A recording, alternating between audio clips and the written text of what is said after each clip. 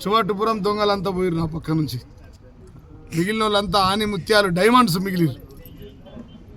గల్లీలో పోతే ఈ మాట చెప్పగానే నవ్వుతురు. కరెక్టే సార్, నేనని చెప్పిన చేతులెత్తి ఆర్మూర్ ప్రజలకు విజ్ఞప్తి చేస్తూ ఉన్నా. ఇట్లాంటి అవినీతి పరులను, పైసే వసూలు రెడ్డి కింద పనిచేసేటోళ్లను, ఆయన అనుచరులను, ఇసుకే పడంగానే కొక్కీసాల్లాగా గద్దల్లాగా వచ్చేటోళ్లను, కొత్త హౌస్ నంబర్లు ఇచ్చి పైసలు కమిషన్లు తీసుకునేటోళ్లను, రోడ్లు కావాలంటే 30% కమిషన్లు తీసుకునే మాజీ ఎవరైతే ఉన్నారో ప్రజలందరికీ తెలుసు, పేర్లు చెప్పాల్సిన అవసరం లేదు. అందుకోసమే వాళ్ళు శివటుపురం దొంగలు వర్సెస్ జీవన్ రెడ్డి అని చెప్పిన మున్సిపాలిటీ ఎన్నికలు.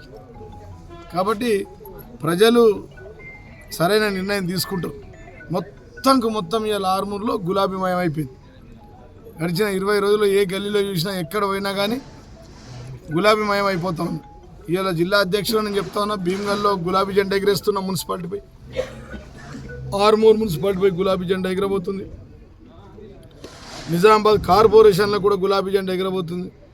బోధన్ మున్సిపాలిటీలో కూడా గులాబీ జెండా ఎగరబోతుంది అని చెప్పి సందర్భం తెలియజేస్తున్నాం.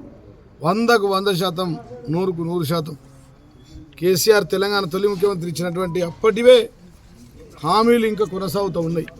కత్తెర గ్యాంగ్ తిరుగుతూ ఉంది ఆర్మూర్లో. కత్తెర గ్యాంగ్, చెడ్డి గ్యాంగ్ లెక్క కత్తెర గ్యాంగ్, కంచి గ్యాంగ్, రాకేష్ రెడ్డి, పైసా వసూలు రెడ్డి, బీజేపీ కాంగ్రెస్.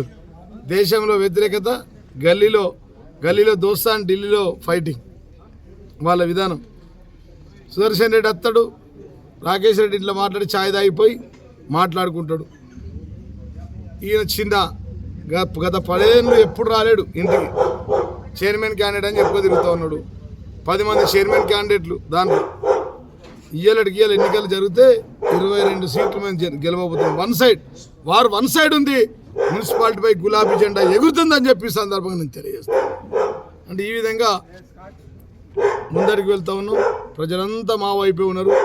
నేను తిరుగుతూ ఉంటే నేను పాదయాత్ర తౌసీన్ అని కాంగ్రెస్ వాళ్ళకి చాలా మందికి అన్యాయం జరిగింది. వాళ్ళందరూ కూడా వాళ్ళు అంటారు, ఇలా ఆర్మూర్లో ప్రతి ఇంటికి నల్ల తిప్పితే నీళ్ళు ఇచ్చింది జీవనన్న, సిద్ధులగుట్టకు రోడ్లు వేసింది జీవనన్న, కేసీఆర్ గారు నిధులు తెచ్చి, Aluru bypass road, RTC bypass road, 100 పడకల ఆసుపత్రి, ఆర్డీఓ డివిజన్ ఇవన్నీ తెచ్చింది జీవనన్నే.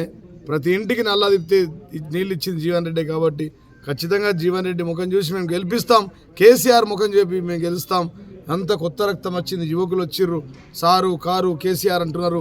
వీరందరినీ కూడా గెలిపిస్తామని చెప్పినందుకు ధన్యవాదాలు తెలియజేస్తూ ఉన్నా. ప్రత్యేకంగా ఈ కాంగ్రెస్ బీజేపీలు శివటుపురం దొంగలు, మీకు తెలుసు ఆర్మూర్ 2 ఏళ్ళు అవినీతిమయమైంది. మళ్ళా కూడా వాళ్ళని గెలిపిస్తే మెడల పుస్తకం కూడా ఎత్తుకపోతారు.